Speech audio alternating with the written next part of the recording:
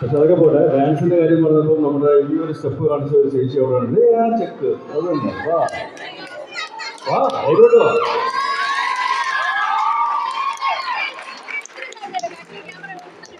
Simple sets ആണ് നമ്മുടെ പ്രേമത്തില് സൗകര്യം പറയുന്ന പോലെ സിമ്പിൾ സെറ്റ്സ്. വെറുതെ ചുമ്മാ എന്നാണ്. പേരെന്താ പേരെന്താ? പൂർണിമ. ചെരുപ്പൊന്ന് പറഞ്ഞുള്ളൂ കേട്ടോ.